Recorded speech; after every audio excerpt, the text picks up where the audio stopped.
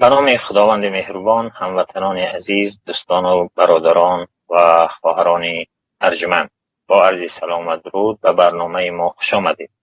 امیدوارم که صحت و سالم هستید. خداوند کریم همه ما و شما و تمام ملت تاجیک را که در هر کجایی که هستند نگهبان باشد. مهمان امروز ما علیم شیرزمانوف، معاون رئیس پیمان ملی تاجیکستان، جمشید یاروف، حقوقشناس و برادری حقوقشناسی معروف و زندانی بزرگمهر یاروف و بابا جان قیونزاد، سخنگوی حزب نهضت اسلامی تاجیکستان خواهند بود. مهمانان خوش آمدید به برنامه ما. خیلی که میدونید یک هم خبری خوش داریم و هم یک خبری بد. خبری خوش که دیروز دلیر شریپوف، اون روزنامه‌نگار تاجیک، بعد ادای مهلت جزا با اتهاماتی ساختگی روانه زندان شده بود، از محبس آزاد شد و این یک خبری خوب برای جامعه تاجیک بود. و خبری بعد این حکم 14 سال زندان نسبت محمود اودینیف، معاونی رهبری حزب سوسیال دموکرات تاجیکستان می باشد. محمود اودینیف را اول به اوباشی گرفتند و سپس وقتی که حکمش اعلام شد هم به اوباشی و هم دعوت عمومی برای زور آوری تغییر دادن ساخت کنستیتوسیونی تاجیکستان گناهکار شناخت و او را به 14 سال زندان محکوم کردند. این یک مسئله نیست، بلکه پسرش حبیب الله رضایی را با پرداخت 58,000 سامانی، یعنی حدود 5,000 دلار جریمه کردند. اون هم به اوباشی متهم شدگی. یک پسر دیگه شیخ مصلح الدین رضایف نیز اون در بازداشت است. محمود اودینیف کیست؟ محمود اودینیف معاونی رهبری حزب سوسیال دموکرات تاجیکستان هست. او 59 سال دارد و وقتی اون مشهور شد یا در خبرها مشهور شد، اون وقت بود که پسرش سنت الله رضایی رو او گفت که سنت الله رضایی زمانی انتقال از دوشنبه به زندان خوجند مورد شکنجه قرار گرفت و سپس او برای دفاع از حقوق پسرش و حقوق زندانیان کار میکرد و در همچون عضو سوسیال دموکرات تاجیکستان فعالیت میکرد و سپس وقت اخیر معاونی رئیسی حزب سوسیال دموکرات تعیین شد یا انتخاب شد. در انتخابات گذشته پارلمانی از روی خط حزبی نامزد به منصب وکیل مجلس نمایندگان بود. اودینیف خیلی گفتیم اکی محمود اودینیف روز 20 نوامبر سال گذشته و بعد درخواست گردهمایی در مرکز دوشنبه بازداشت اول ناپدید شد، بعد اون بازداشت کردن بعد چند روز گفتگو و اینک حالا 14 سال اون را مورد یعنی اون زندانی کرد. حالا میریم به سمت سالها. برادر، سوال اول من به جمشید هست. همچون حقوق شناس آیا این حکم یعنی 14 سال خیلی خیلی سنگین نیست؟ بخصوص اینکه او را اول برای اوباشی بازداشت کردن، سپس دعوت عمومی رو ضم کردن برای تغییر ساخت کنستیتوسیونی. به نظرش آیا این جرم به این حد سخت است که یعنی 14 سال زندان شود؟ مثلا در آلمان یک تاجیک به اتهامی روابط یا فعالیت با داعش به 7 سال زندان محکوم شد، به 7 سال، و اون اتهام اون علاقه با داعش بود. ولی فکر کنید که این مجرد یک دعوت عمومی که یک دعوت کرده است و اون تهمت‌های کنه فقط گفت که تظاهرات برای مردم خواست. حالا در تظاهرات اصلا صورت نگرفت، ولی گفت که تظاهرات در دوشنبه صورت بگیرد، مجرد یک فکر بود. آیا به نظر شما این حکم خیلی خیلی سنگین است؟ سلام علیکم، تشکر برای دعوتتون. البته این حکم به نهایت واجبین می باشد برای این شخص و سبب اساسی که حکومت و مقامات قدرتی و سودهای غرضناک جمهوری تاجیکستان نسبت محمود اودینیف برای چی چون این حکم گران رو ضرور دانستن، روا دانستن. من در یکی از وابستگی‌هاش رو در همین نومی برنامه ما ببینم. جمشید رو نمیشنم. من هم صدای جمشید رو نشنیده ایستادم. راست صداش هست. گپ زدن گیره که جمشید. خیلی ولی ما نمیشنویم. حالا میشنوید؟ میکروفون تو را گیرون کنین ابو شما که جمشید. بله. حالا میشنویدم؟ بله میشنویم. یکی از سبب‌های برای چه حکومت جمهوری تاجیکستان و مقامات‌های قدرتی نسبت محمود اودینف چنین حکم گران رو روا دانستن، من در وابستگی نام برنامه ما زیدی مجرا یکی همین رو میبینم که محمود اودینف زیدی مجرای عمومی در جمهوری تاجیکستان سرفراز بوده و حکمران زیدی مجرا حرکت کرد. یعنی که از حقوق‌های خود، از حقوق‌های فرزندان خود، از حقوق‌های دیگر اشخاص حمایت میکرد و اون دعوتی که مثال گویا کرده باشد که تظاهرات کنیم یگان دعوت غیر قانونی نیست، یگان سبب چی به متهم کردن او چی به اوباشی و دعوت‌های عمومی برای سرنگون ساخت کنستیتوسیونی یا که دعوت‌ها برای پیشبرد فعالیت اکستریمیستی، محض این فعالیت اجتماعی و فعالیت سیاسی او همچون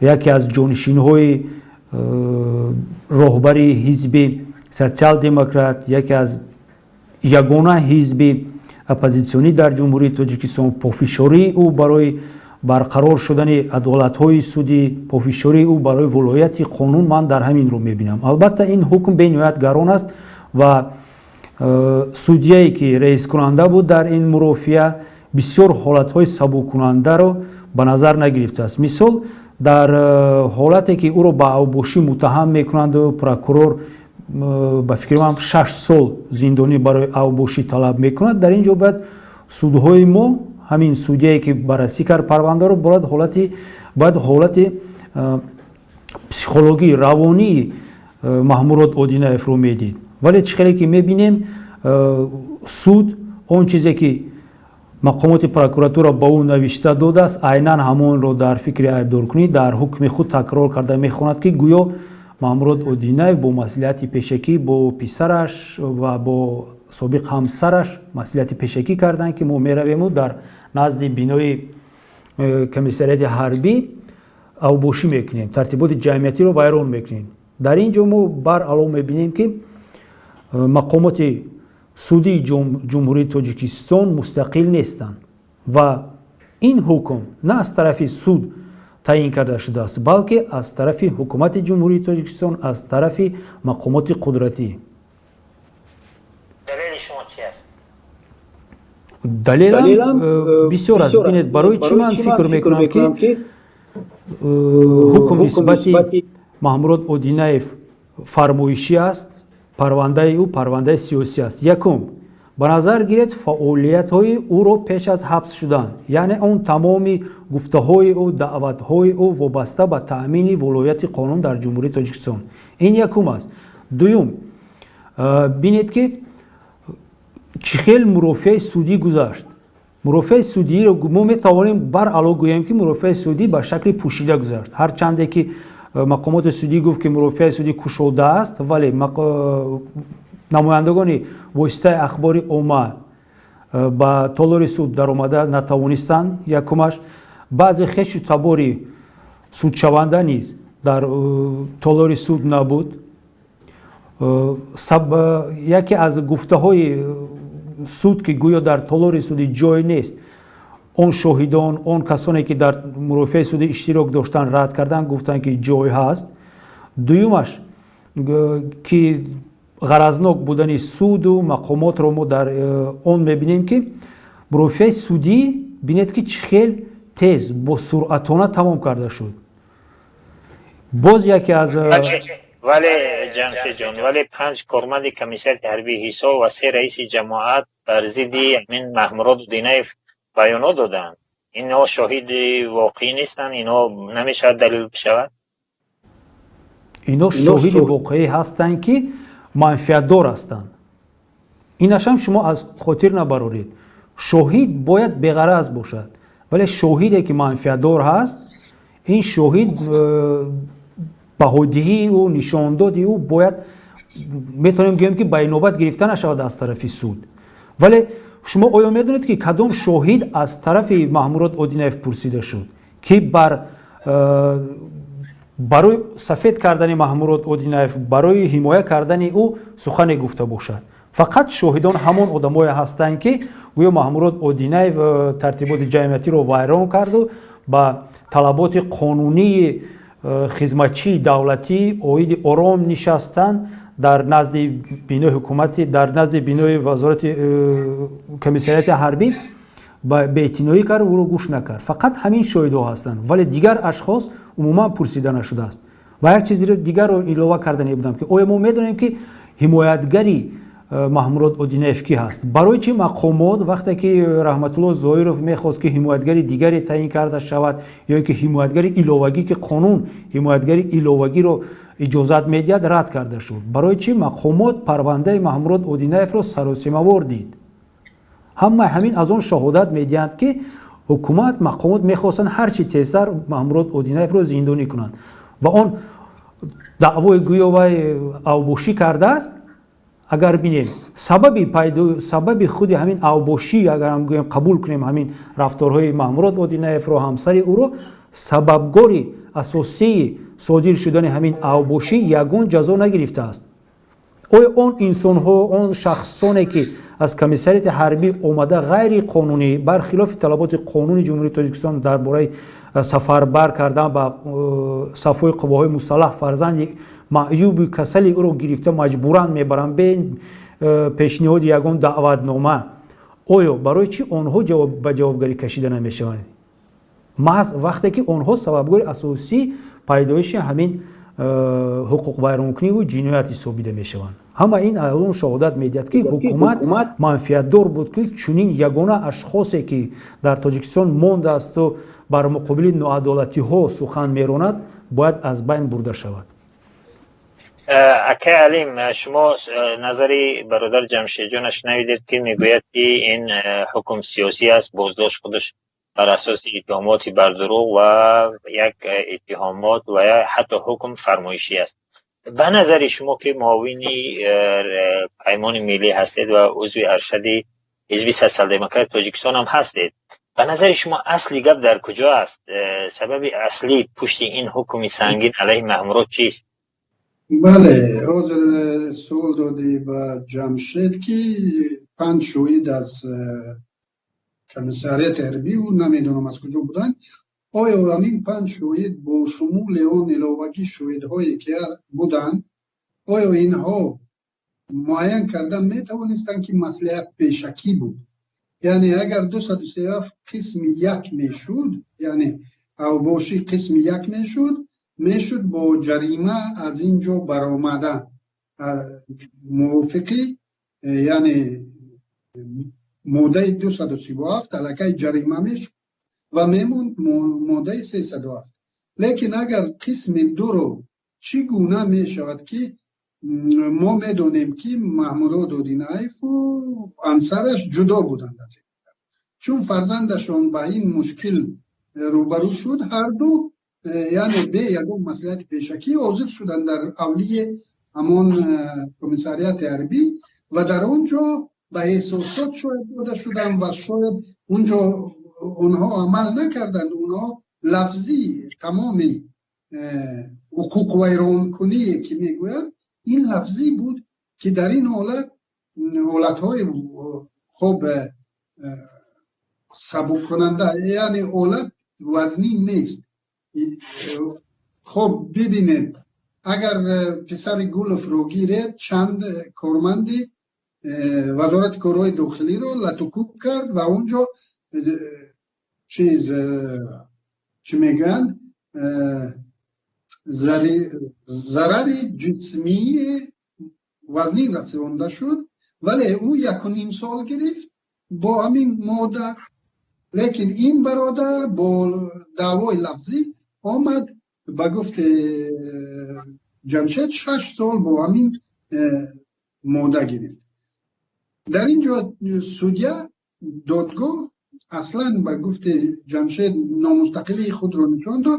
عادتا در ما هم چون بازار این است، پروکورور می آید امان ماده را وزنینتر می گیرد. مثال 237 قسم 3 اگر تواند، قسم 2 ب و می تواند، یعنی این را برای سودا، برای خرید و فروش، یعنی برای ماده رو سبکتر کردن که بنده خودم هم در چنین پرونده ها چندین بار شرکت کردم. برای داد و گرفت برای خود و برای سودیا جای میموند، یعنی 237 قسم 2 به و میگیرد و ادوکات ها آمده یعنی یک مصلحت میکنند و به چیز پستر میفروید. این طبیعت پروکورورهای سابق شوروی در همه جماهیر اتفاق شوروی است. لیکن سودیای مستقل باید در اینجا خودش به او میداد که آیا مصلحت پیشکی بود که معلوم است که پیشکی نیست و در عموما همه همین عملهایی که مامورات صادر کرد همه آن رسانه‌ای است، چی در پیش همون عمل اوباشی که او را عیبدار میکنن در شبکه ها است و چی اون تشبس گرد همایی که کرد او هم در شبکه ها هم و این معلوم است که یک چیز از دقت کنید، این به فکرم بار اول است که یک منعقد حکومت را به واسطه حکومت مرکز یعنی شخص پرزیدنت یا فرض کردیم رئیس شهر حداقل یعنی همچون دشمنی ملت، همچون خواهین ملت قلمداد کرده، به مانند دیگر احزاب از تاجیکستان رانده شده به مانند ما حکم کردن. تا همینجا منعقدان را یا خب با صحبت با اونا کفایت میکردن یا به مانند جنیدالله که خصومت شخصی رئیس ناحیه بود که مجبور یعنی بالاش تهمت کردن و شاهدها را پیدا کردن و او را به 5 سال زندان محکوم کردن. این حالتی است که نه خصومت شخصی اینجا است بلکه یک ساختار بطون دولتی با سروری رحمانوف میآید و یک مخالف سیاسی خود را با انگیزه سیاسی روانی زندان میکند و این 14 ساله که گفتن این بسیار حکم سنگین است. ما دیده ایستادیم که اگر انگیزه سیاسی پرونده ها انگیزه سیاسی نداشته باشند مهلت ها خیلی کمتر میشوند. اون روزی که او خب برای چی بود در نوع ایستور که 5 سال گرفت برای تجاوزی خب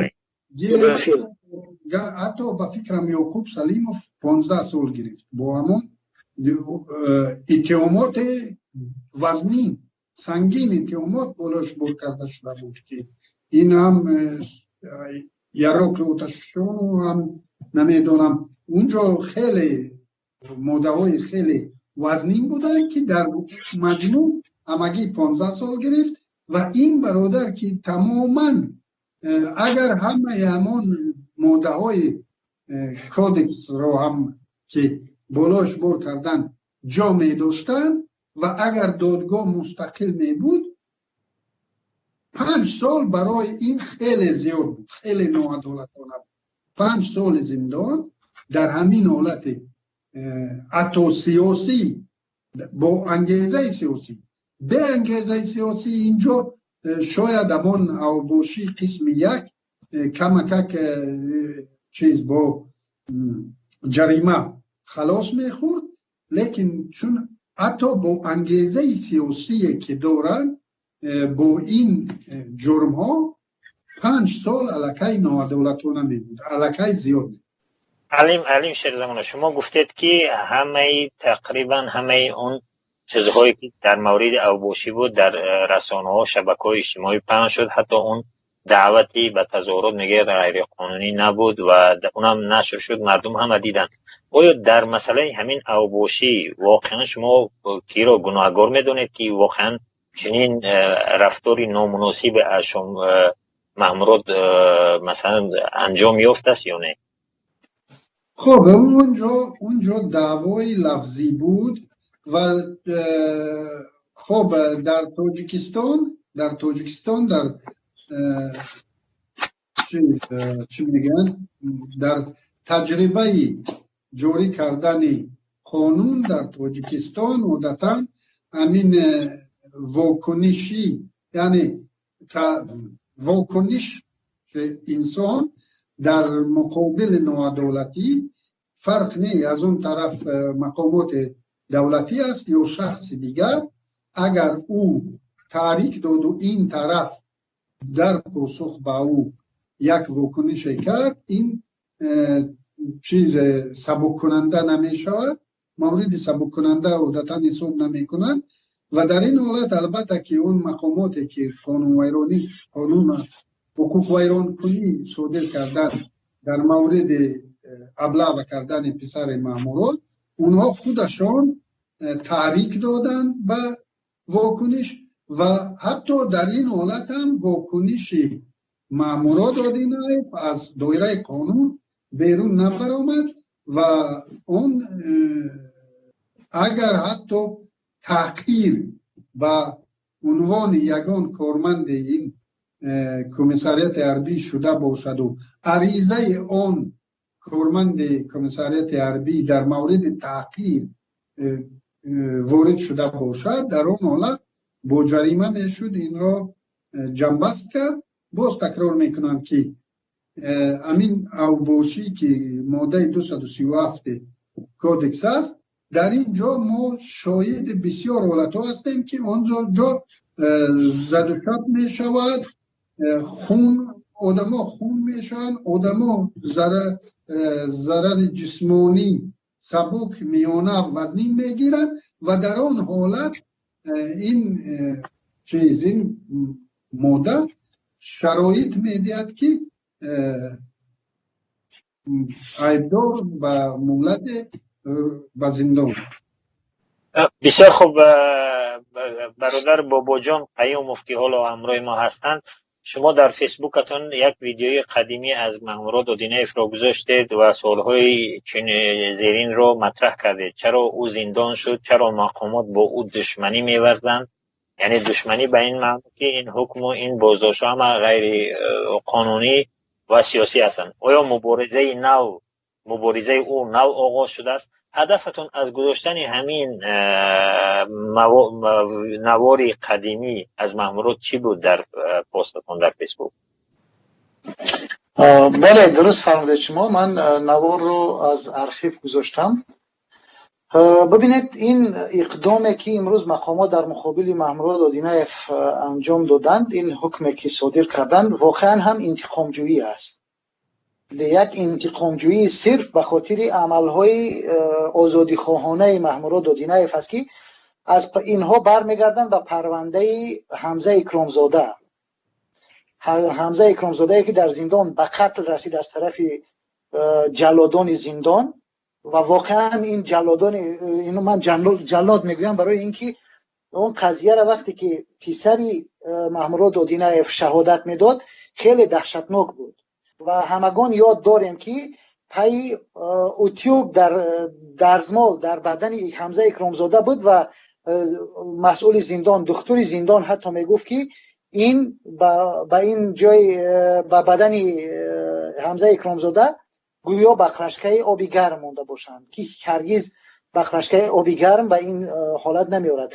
و تمام اینها را شما ببینید مامورات آدینایف در این روزها در کنار خانواده حمزه اکرامزاده بود و با اونها اقدام کرد، تلاش کرد و با شکایت کرد و به همه دادگاه ها، به همه سازمان ها مراجعت کرد و همراه با خانواده حمزه اکرامزاده و از این قضیه شدیداً پیگیری میکرد این قضیه رو و از این قضیه به اصطلاح به آسانی نگذشت و همه اونها برای مقامات خیلی سنگین تمام شدند و امروز چون دیدند محمود اودینایف از این تلاش های خودش برای آزادی دست بر نمی‌دارد و دیدند که امروز بیداری در بین مردم واقعا بیشتر شده است. واقعا دیگر مثل گذشته نیست که مردم صدا بلند نکنند. گاه گاهی از هر جای صداها شنیده می شود، از مهاجرها، از مخالفین در خارج، حتی از داخل. امروز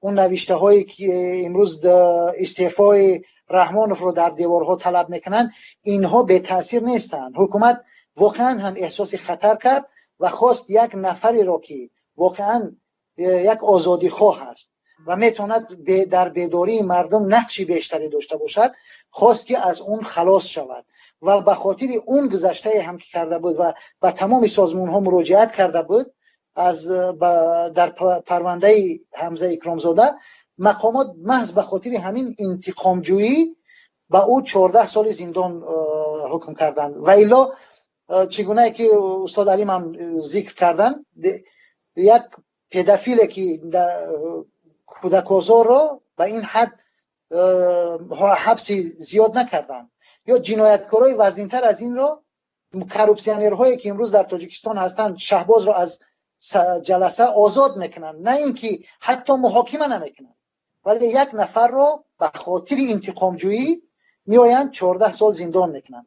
و به همین خاطر من این ویدیو را گذاشتم که مردم بدانند که این انتقام جویی است، این دیگر هیچ چیزی نیست. چون محمود اودینایف مبارزه‌اش رو برای آزادی نو شروع نکرده است و از اون زمان، از سالهای 2010 بود 11 بود تقریبا، که او پیگیری میکرد در این قضیه های زندانی ها، شکن آزادی ها و از این در این مسائل صحبت میکرد و یکی از شخصیت هایی بود که واقعا در این زمینه تلاش های زیاد کرده است.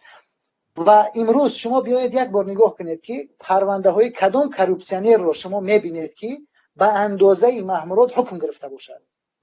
آیا همین عدالت، همین مقایسه عدالت سودی ما را زیر سوال نمیبرد؟ آیا همین مقایسه که مثلا با یک پدافیل با محمود اودینایف میشود، حکم این دو نفر، آیا عدالت سودی را زیر سوال نمیبرد؟ و من فکر میکنم در آینده ما باید به فکر این باشیم که چنین تبعیض و چنین ظلمی که از طرف مقاماتی که باید اونها اجرا کننده عدالت باشند دیگر در جامعه صورت نگیرد. ما این رو باید از بین ببریم و برای این کار چگونه که محمود اودینایف هم واقعا برای همین ناعدالتی ها رو از بین بردن تلاش میکرد و امروز خودش گرفتاری چنین یک ناعدالتی و ظلم شده است. بسیار خوب برادر جمشید یاروف، شما وقتی که یکی بزرگمهر یاروف برادرتان بازداشت شد، بعد سپسش خود شما هم یک وقت 2 روز ناپدید شدین، بعد چند روز بازداشت شدین و دیگر نجات یافتین و خانواده شما هم زیر فشار بود. نمیدونم جریمه هم شما کردن از اکی بزرگمهر نسبت اکی بزرگمهر، من حالا دقیق نمیدونم، ولی در خانواده شما همچون یک خانواده که یک زندانی سیاسی دارید اینقدر فشارها بود. حالا وضعیت خانواده اکی محمود رو ببینیم، خودش 14 سال زندان شد و پسرش حبیب الله 55,000 دلار، بیش از 5,000 دلار او را جریمه بستن. یک فرزند دیگرش در بازداشت است. چرا مقامات بر یعنی سرنوشت یک خانواده رو اینقدر میشکنند؟ اگر بگیم به همون چی تاجیکی، چرا اینقدر نسبت یک خانواده، اعضای یک عائله اینقدر ظلم میکنند؟ آیا چنین حالت ها و مورد ها که شما همچون شناس هستید نسبت دیگر عائله ها هم صورت گرفته است در تاجیکستان؟ این حادثه ها وقتای اخیر با وجود اومده ایستادن، پیشتر تا این درجه نبود. این حال وقتی که شما در زیر همون اون نشریه هایی که در فیسبوک محمود اودینایف میکرد و مینویست یک بار از این حال نظر کنید، بینید و موقع مقامات قدرتی، موقع حکومت وابسته به همین انسان، وابسته به همین عائله روشن و واضح است. یعنی که قریب که هر یک کامنتاریا با خوین فروخته شده خوجه خارجی داشته آغاز می‌یابد با دشنام و تحقیرها و هاکذا. یعنی که الکی در مفکوره همین شخصانی که وابسته به آغاز پرونده جنایتی بودن، رفت تفتیشاتی پیشکی و حکم محمود اودینایف بودن، در مفکوره آنها الکی ایده های همین سیستم های تبلیغاتی اویدی در تاجیکستان موجود بودن خوینان ملت، دشمنان ملت، آدمایی که میخواهند که تاجیکستان رو به ورطه جنگ شهروندی یک بار دیگر غلطانند، با همین گونه فکرها در شعور آنها پیدا شده است. این حادثه ها الکی من فکر میکنم از سالهای 2014 تا این جانب این طرف به وجود آمده شده است و فکر میکنم که زیادتر هم میشوند. ولیکن پیشتر این حادثه رو من مشاهده نمیکردم، نمیدونم یا اینکه دقت نمیدادم یا اینکه در حقیقت این حادثه ها کمتر بود. این یک فشار، این یک متد مبارزه و ترسانیدن دیگر عائله ها، دیگر اشخاص می باشد که آنها نیز در تجربه در حادثه‌ای که در نسبت عائله محمود اودینایف گذشت بینن که عاقبت دعوا کردن، حق طلبی کردن چی می شود، یا اینکه عائله های آنها، اعضای عائله های این گونه اشخاص جلوگیری کنند نزدیکان خودشون را از تنقید کردن حکومت، از یگان پافشاری برای حفظ حقوق خود، نزدیکان خود، یا که عموما درباره منفعت های جامعه را پشتیبانی کردن. من همین خیلی فکر میکنم.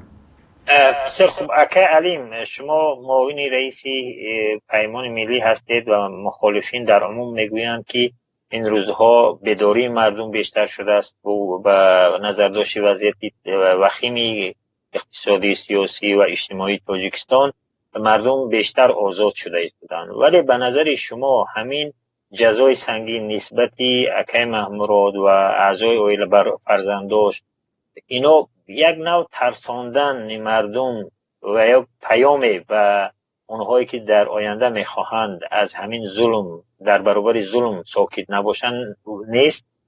و دویم سوال که به همین ربط دارد، آیا حالا همین وضعیتی حاضره ما که این مثلا بابای دانه زندانی شد و این اکای محمود رو با این قدر زندانی کردن، وضعیت کشور ما مثل وضعیتی همسایه کشور در زمان حکمرانی اسلام کریموف نیست؟ یعنی شباهت ندارد با اون وقتی که اسلام کریموف در ازبکستان بود؟ خب اسلام کریموف در ازبکستان در ابتدای سالهای 90 تا واقعه اندیجان تقریبا تمام مخالفان رو یا زندانی کرد یا از دولت راند و در اونجا یک تعداد کمی نمایندگانی یعنی فعالان جامعه شهروندی باقی ماندن که من بعد اونا رو هم از بین بود. این هم نمیشود مقایسه کرد در تاجیکستان. در فرق از ازبکستان بعد سال 1999 تا 2010 2015 زیاد چه رسانه‌های خبری چه نمایندگان جامعه شهروندی فعال شدند و تا حد امروز هم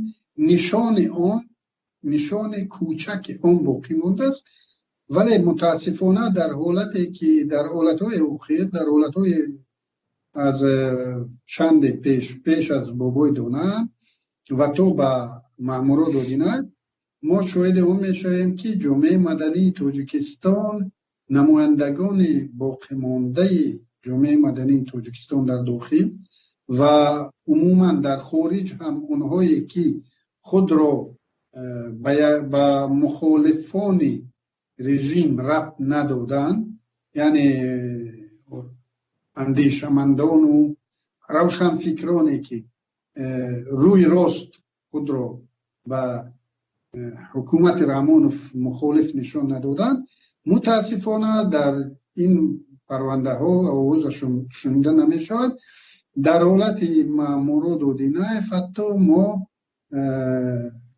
موقع حزب سوسیال دموکرات که بنده خودم هم عضو حزب سوسیال دموکرات هستم، موقع این حزب رو ما تا حال نشنیدیم و موقع دیگر فعالان جامعه شهروندی چه داخل و مخصوصا خارج کشور را که تا امروز که ما از بابای دانه دفاع میکردیم، ما را عیبدار به اون میکردن. خب بابای دانه را سیاستمدار میکردن چون در سابق عضو حزب نهضت اسلام بوده است و خود حزب نهضت اسلام، اعضای نهضت اسلام در بیرون را عیبدار به اون کردن که با داد و گریف با همین موی سفید اینها عیبدار شدند که وی به زندان محکوم شد و همین سبب شد که ایشان و حمایه از بابای دانه صدا بلند نکردند و نمیکنند و باز در حالت مامورا دادی نایف ما تقریبا که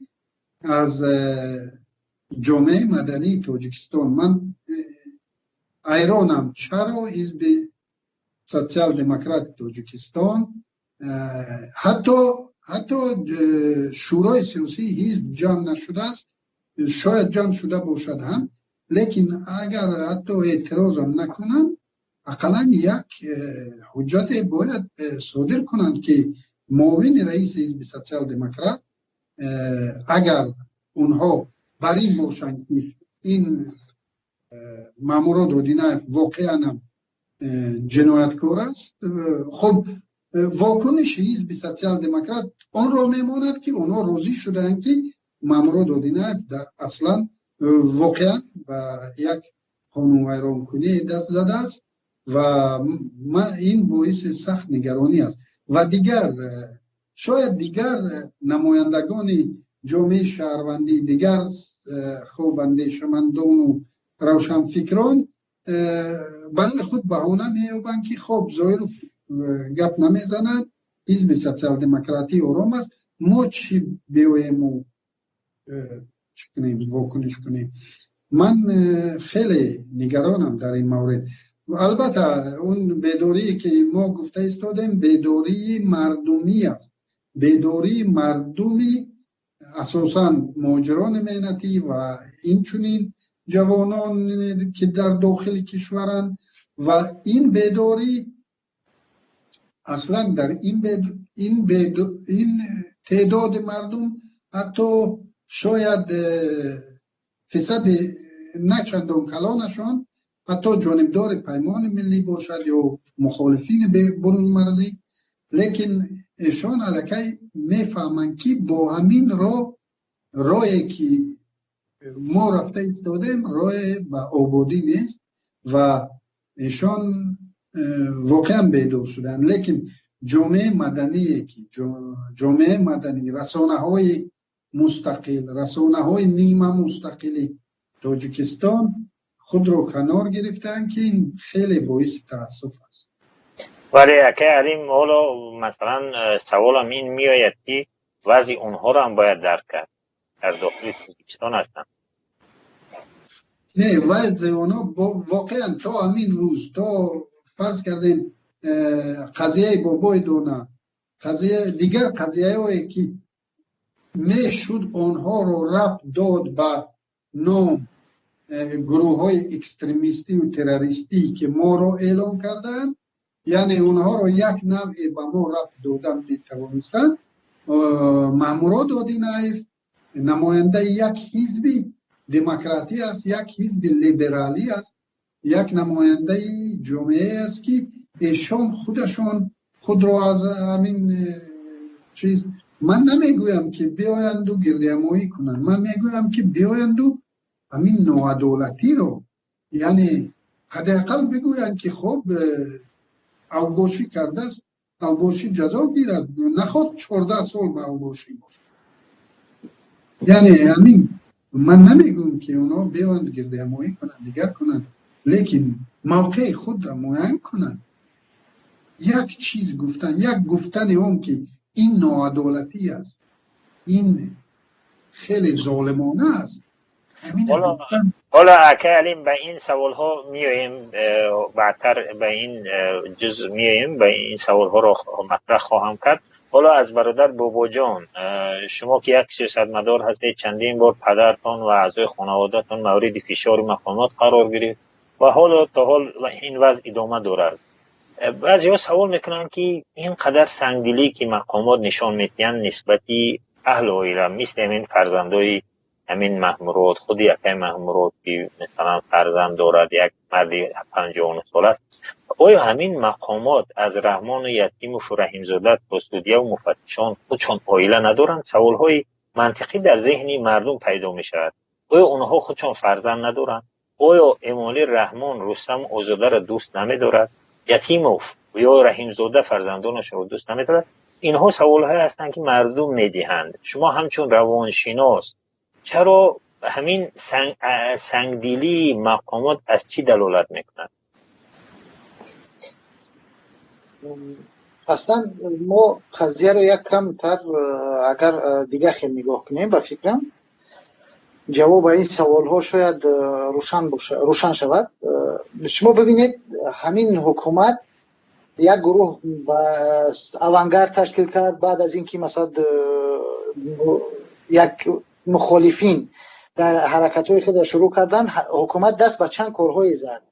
یکی اینکه گروه اوانگارد تشکیل کرد، دوم اینکه تمامی نهادهای مدنی رو به کمیته امنیت سپرد. شما ببینید تمامی رئیس های محله ها رو امنیت تعیین میکند، تمامی حالا شاید این رسما اعلان نکنند ولی واقعیت همین است.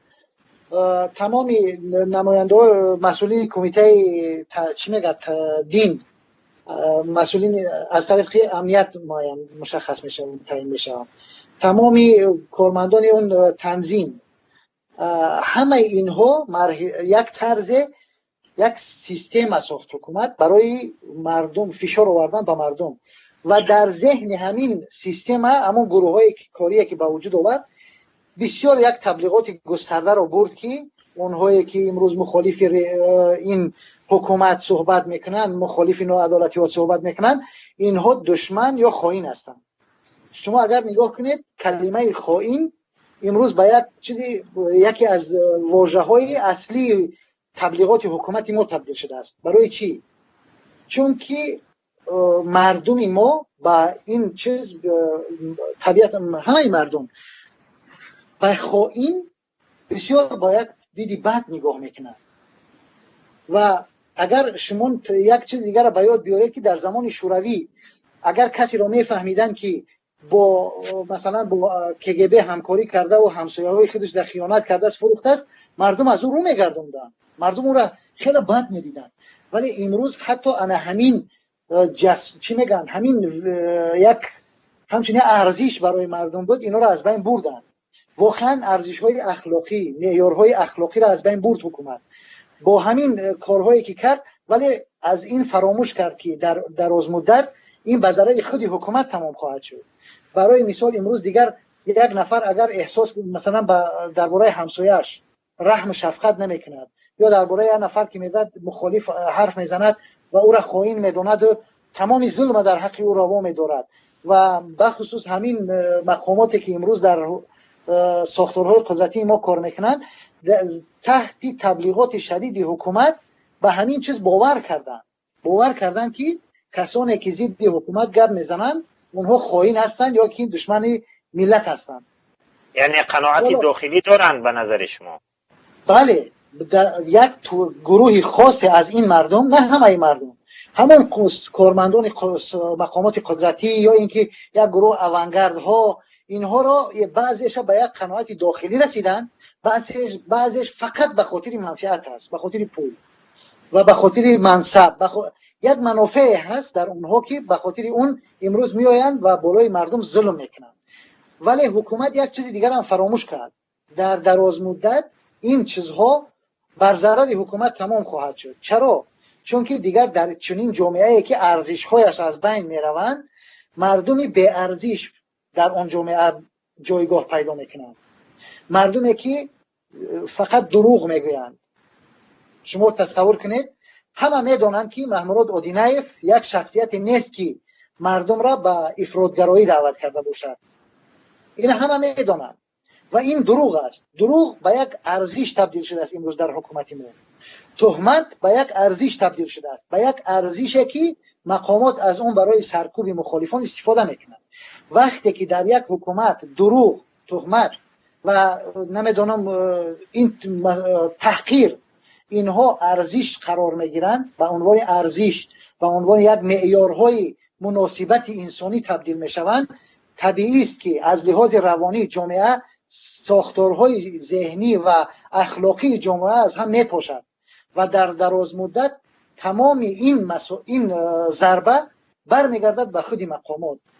در اون وقتی که مردم بیدار شدند و یک حرکت مردمی از با وجود آمد، دیگر کنترل کردن مردم مشکل خواهد شد، زیرا که اون مردم کاری کردند که دیگر نه به پایبند معیارهای اخلاقی هستند، نه به یگان به اصطلاح معیارهای دنیوی مثل همین چی میگن نمیدونم حالا احترام به معلم، احترام به زیایی، این از بین بردن به خاطر که زیایی و معلم و دانشمندان در مقابل حکومت قرار داشتند در یک مدته و نمیتونستند حداقل تایید نمیکردن حکومت را. حکومت آمد حتی همین معیارها، یعنی که همون مناسبتی که مردم با معلم و زیایی داشت همون هم خراب کرد و این دردسر بزرگی برای حکومت خواهد شد در آینده و نه تنها برای حکومت، برای مخالفان هم خواهد بود که نمیتوانند فردا وقتی یک حرکت مردمی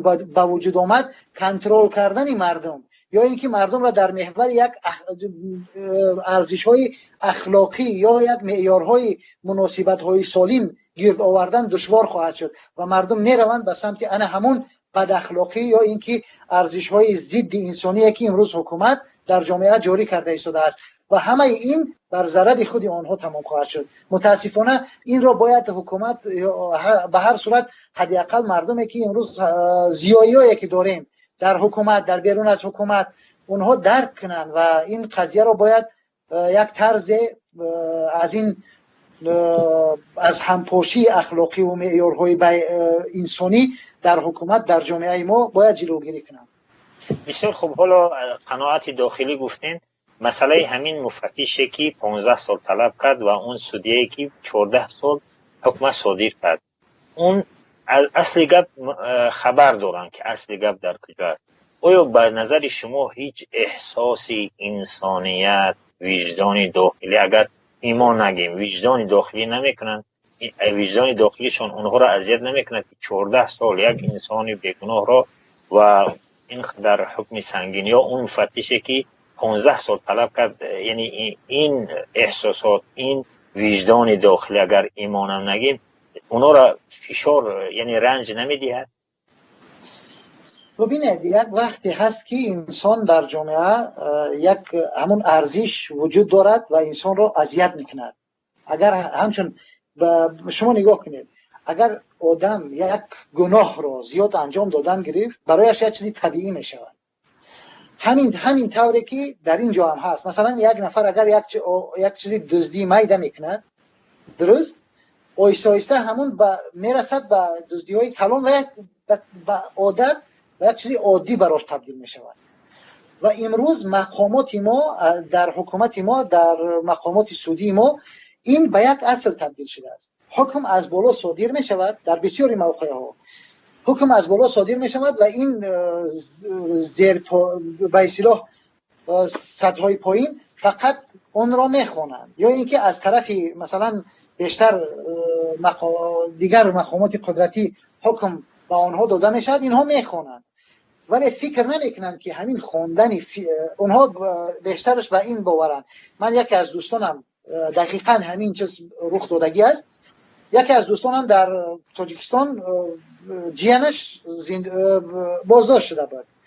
برای اون رفتن ادوکات گرفتن، بعد یکی از شناساشون بگیم که همون سودیه بوده است در همون دادگاه شناس برآمدن با اون. وقتی که صحبت کردن با او از اون خواهش کردن، گفته است که من هیچی از دستم نمیاد، همین قدر که من میتونم همین را فقط همین حکم من میخونم، من همین را کوشش میکنم که حداقل که همونجا برای ما روان میکنم من همون حداقل همون را بگیرم و برای شما همون را بخونم، دیگه من بیشتر ای دست که من کار نمیآید.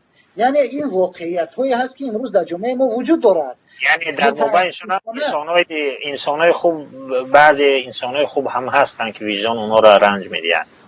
بله متاسفانه این وجود دارد بعضی شخصایی که اونها با این شکل خودشان را راحت میکنن، میگن من چون که حکم از بالا آوردن من مسئولیت ندارم و از خودشان وجدان خودشان را با این راه آرام میکنن و این شکل وجدان خودشان را آرام کردن در واقع من فکر میکنم که این مسئولیت از دوش اونها سلب نمیکنند.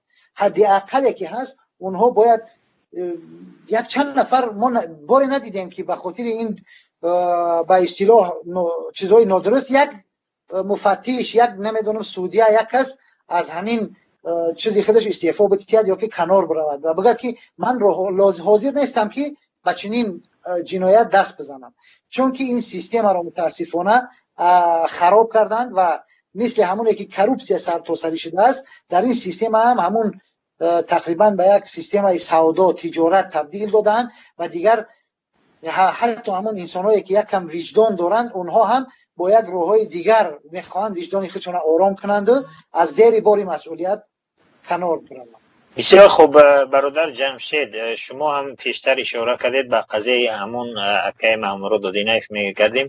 شما اشاره کردید که و مقامات هم همین گفتن که در زل سود جای خالی نیست، ولی شاهدان اونی که مثلا وارد شدن میگویند که به مخ شواندا که جو بود و برخی از خبرنگاران و افراد مستقل موفق شدن که در این شرکت کنند در همین مرافعه اکای مامورود.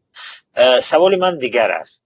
سوال من این است که اون شاهدان، اون کسانی که شرکت کردن و نزدیکانش میگویند که اون واقعا مورد شکنجه شدید قرار گرفته است که حتی مثلا ستون مهرش آسیب جدی دیده است، خوب راه گشته نمیتونست و مسئله بینایی یعنی حواسه بینایی و روانیش چندان خوب نبود، خوب نمیشناخت، خوب صحبت نمیکرد.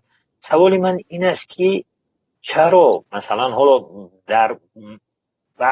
در محبس حالا به محبس منتقل نشدن، در سیزا در همون بازداشتگاه موقتی چرا مورد شکنجه قرار میگیرن در حالی که این دیگر در دست اونها هست و هر چیزی را بخواهن میتونن انجام بدن؟ چرا با این حد شکنجه میکنن مثلا همین آدم هایی که بازداشت میشن بخصوص با اون قضیه هایی که دارای انگیزه سیاسی هست؟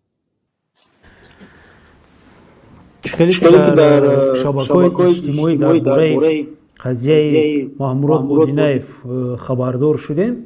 مامورود اودینایف یکی از سبب‌های همین شکنجه ها را اون نامید که از او درخواست ضد رهبر حزب سوسیال دموکرات تاجیکستان رحمت الله ظاهرов نشان دادن و همچنین ضد دیگر خبرنگاران، ژورنالیستان نشان داده بر دروغ دادن طلب کردند و من فکر میکنم که رد کردن دادن چنین نشاندادها سبب عذاب و شکنجه می شود و یکی از سبب‌های دیگرش خیلی که پیشتر گفتم این در مفکوره همون افرادی که پرونده در به آنها واگذار کرده شده است جای داشتن ایدئولوژی وجود بودن خائن، دشمن ملت، تحریبکار و فلان در جمهوری تاجیکستان می باشد. یعنی که آنها هر یک آدمی که به اتاقای کاری آنها می درآیند چنین افراد در مقامات قدرتی هست که هر یک کسی که می درآیند الکی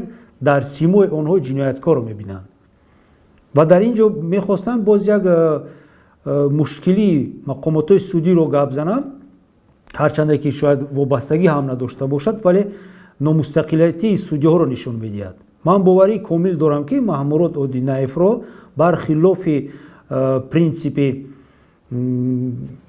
احتمالیت بیگناهی وقتی که مرافع سعودی سر می شود یک بار آورده در درون قفس جایگیر کردن و البته اگر سوجه هم مستقل هم باشد و می بیند که اشخاص در درون قفس است و بر روحیه او با خلاصه و آن قراری که او قبول می کند یک تأثیر می رساند که شخص الکی در قفس است، با دستبند آمده است و البته که این جنایتکار است و البته که آن چیزی که تفتیشات پیشکی و پروکراتور نوشته است از آن شهادت می‌دهد که این شخص که در پس پنجره علاقه هست جنایتکار است و گفته‌های هر چیزی که او میگوید، هر چیزی که او دعوا پیشنهاد میکند نادرست است و فقط برای خودسفیدکنی است. این یکی از سبب‌های میباشد که با مستقلیت سودجه‌های ما با قرارهای آنها تأثیر میرساند.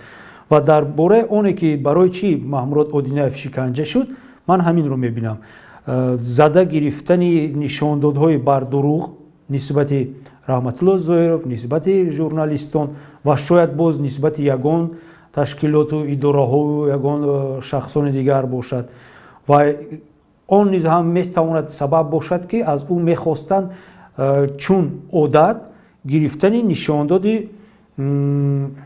خود سیاه کنی، یعنی که خود را باید در نزد کامرا سیاه میکرد، مناسبت خود را با آن تشکیلات هایی که از طرف مقامات های قدرتی تاجیکستان، از طرف سودهای تاجیکستان همچون تشکیلات اکستریمیستی و تروریستی اعتراف شدن باید افشا میکرد و گپ میزد که من در حقیقت با اینها همکاری دارم و آن دعوتی که من میخواستم کنم برای تظاهرات، برای در میدان مرکزی شهر دوشنبه جمع اومدن محض با مصلحتی پیشکی با چنین تشکیلات ها بود و از بس که این به آنها میسر نشد محمود اودینایف شکنجه شد و در حالی که محمود اودینایف در تالار سود اظهار میکند، در حال آنی که خشتبار محمود اودینایف عاید شکنجه شدن یا خبر میدهند، مقامات باید اقلا که یک تفتیشات رو آغاز کنند، یک متریال های سنجشی آغاز کنند عاید همین. ولی ما میدونیم که چنین عمل از طرف مقامات های تاجیکستان عموما آغاز کرده نمی شود. اکا علیم شیرزمانوف، شما پیمان ملی با انتشار بیانیه این حکمی دادگاه نسبت محمود اودینایف را محکوم کرد و گفت این انگیزه های سیاسی دارد. شما مخالفین حالا دیگر محمود اودینایف محکوم شد، شما چی کار میکنید در این مسئله؟ یعنی وظیفه اخلاقی و انسانی شما چی است در برابر همین خیل حادثه ها، بخصوص حادثه بابای دانه گذشت و حالا این حکم نسبت اکی محمود گذشت؟ شما مخالفین چی برنامه دارید در همین؟ ما با برنامه خود پیش رفته شدیم. در کوتاه مدت ما سعی میکنیم که از طریق مراجعت به سازمان های حقوق بشر و دیگر سازمان های بین الخلقی و شهروندان تاجیکستان دعوت کنیم که خب این چیز یعنی از حقوق این خیل آدم ها دفاع کنیم. هر واسطه‌ای که در دست هر کسی است، ببینید در دست هر شهروندی که است در کوتاه مدت یعنی اگر به گفت همین بلاگرای امروزه اگر هیچ کاری نتوانستی اقلا همون یک لایک و یک کامنتار کن یا بخیزو رنگ همون عبدالستار پیر محمد زاده یک نفر دیگر بخیزد و خب نباشد در داخل تاجیکستان، باشد یک نفر در روسیه، باشد یک نفر در دیگر جو، یعنی بخیزو با یک دلیل هایی که ما علاقه جانب شده ایم. شاید ادعای ما را همچون ادعای سیاسی بعضی او قبول کنند، لیکن از همه شهروندان طلب میکنیم که همین کارها را یعنی همین ناعدالت پیش همین ناعدالتی سکوت کردن جنایت است، سکوت کردن جرم است و سکوت باید نکنیم. این یک در کوتاه مدت. در دراز مدت ما باید با جامعه تاجیک طوری کار کنیم که این جامعه از همان چیز سابقه بیرون شود، از همان تجربه سابقه برداشت سابقه خود بیرون شود. درباره وجدان پرسیده بابا جانه در این جامعه دانید چی شهروند شوروی دو چیز دارد، نسبت مقامات نسبت حکومت همین خیل برداشت دارد که حکومت دار باید یعنی و حکومت که آمدی تو باید مبلغ های بیرون از درآمد قانونی داشته باشی، اگر نه حکومت به تو چی درک کنه؟ یعنی اون تفتیشاتی که نسبت پوتین امروز نوالنی برآورده است، حتی شهروندان تاجیکستان بر اینن که خب پوتین 20 سال در سر قدرت است، این 1% دارایی است شاید باشد همین قصر. یعنی همین برداشت مردم نسبت مقامات است که نسبت حکومت است که او که به حکومت آمد او باید بخورد و بگردد. و دویم برداشت شهروند سابق شوروی همین است که هر کس بزرگترین جنایت هنوز هم بر ضد حکومت بودن است، در مفکوره همون سودیا، همون پروکورور.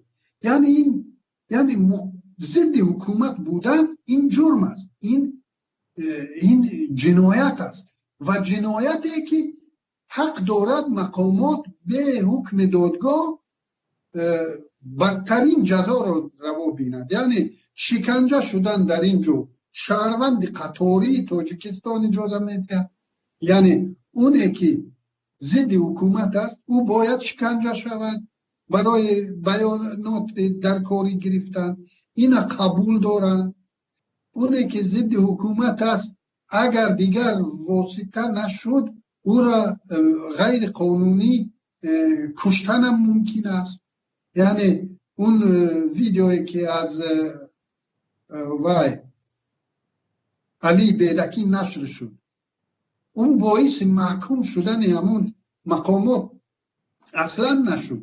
همون تعدادی که به این هم همین بی‌عدالتی و ظالمی همین حکومت رو درک و اعتراف کردن، همونها در فرض کردیم همون ویدیو به علی بیدکی اعتراض کردن، یعنی یک تاثیر به اونها داشت و باقی مانده تاثیر نداشت که اونها اعتراف کردن که خب مردک که با سلاح بر ضد حکومت جنگید، هر رقمی که باشد، هر رقمی که او را از بین بردن درست کردن.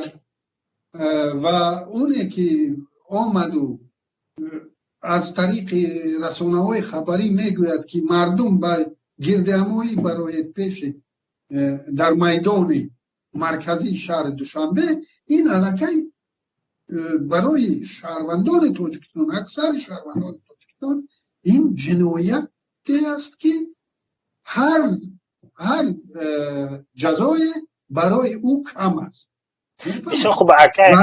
همه سودیا ها، همه پروکورور، همه کارمندان مقامات قدرتی در همین فرمای جواب در کامنتاریا ها هنوز سال 2015 در کامنتاریا های من می نوشت که حمایه کردن از نازاتی ها این یک جرم است. یعنی همون ادوکاتی که پرونده نازاتی ها رو میگیرد او خودش جنایتکار است. همین خیلی برداشت دارد. ولی اکا علیم بسیاری همین فیک ها و اونهای نزدیک حکومت و شما و مخالفینی که در خارج هستن میگویند شما حالا رفتید به گفته لهجه تاجیکی جایتان گرم هست سخن میکنید و از اونجا مردم دعوت میکنید که ساکت نباشن و از حقوق خود دفاع کنند.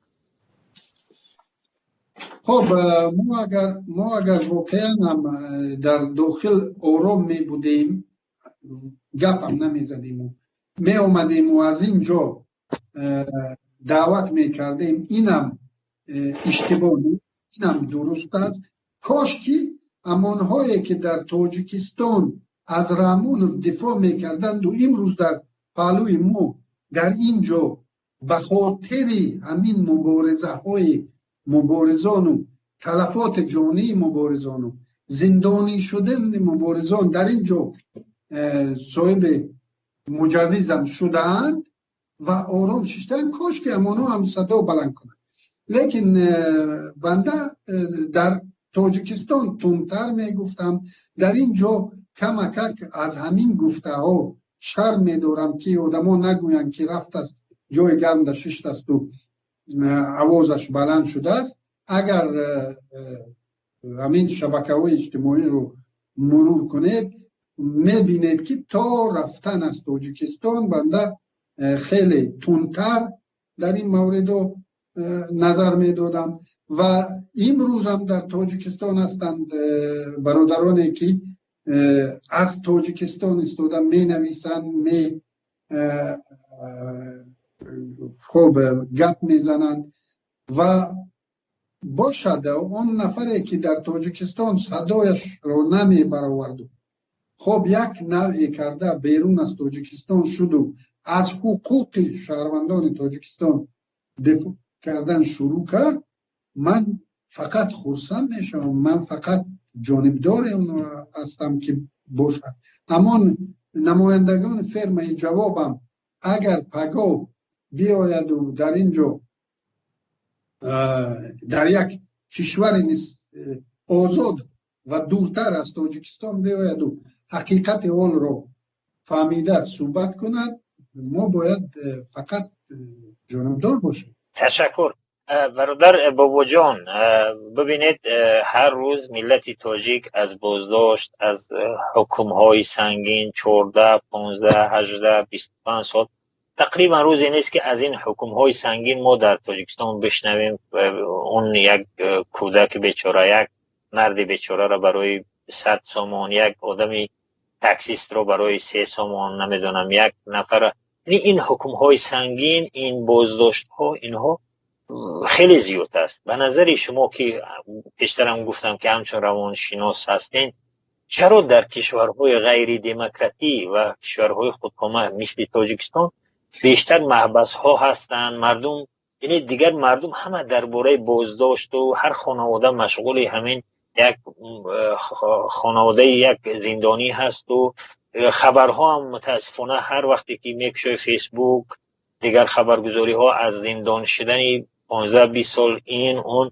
یعنی این از چی دلالت میکند؟ چرا مثلا در کشورهای مثل تاجیکستان چنین خبرهای خیلی بد، خبرهای خیلی که سرنوشتی نه تنها چندین محبوس بلکه خانواده های اونها را از بین میبرد؟ سبب در چیه؟ البته این سوال خیلی گسترده باید روش فکر کرده جواب گفت، ولی به طور خلاصه چون حکومت های خودکامه معمولا با این کار چندین چیزای بیشتر اون ناکامی ها و ناکارآمدی های خودشون میخواهند که با این طریق جبران کنند، یعنی که روپوش کنند و در اصل میخواهند با این راه.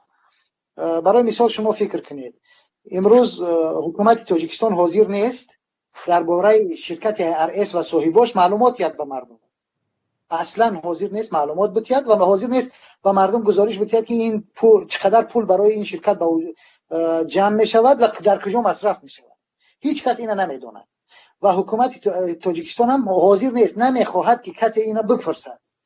و از طرف دیگر شما ببینید اون شهباز را که از سر سود، از داخل سود نگفتم، حتی از جلسه آشکار میگویند که میدونم که چقدر دزدیدی، میدونم که چی بودی و از کجا به اینجا رسیدی، یعنی میدونم که تو دزدی ولی فکر جوانی تا میکنم برو تو در جواب. ببینید اینجا جنایت های صادر میشوند که مثلا درباره دادن زمین به چین که باید رفرندوم صورت میگیره، ولی چرا مردم از این باید نپرسن؟ تمام این جنایت هایی هستن یا بسیار است، خیلی زیاد است که کارهایی که این حکومت های خودکامه، نه تنها حکومت تاجیکستان، تمامی حکومت های خودکامه همین است روالش. اینها بیشتر به همین خاطر میخواهند اینها را روپوش کنند، میآیند و مردم فشار میارند.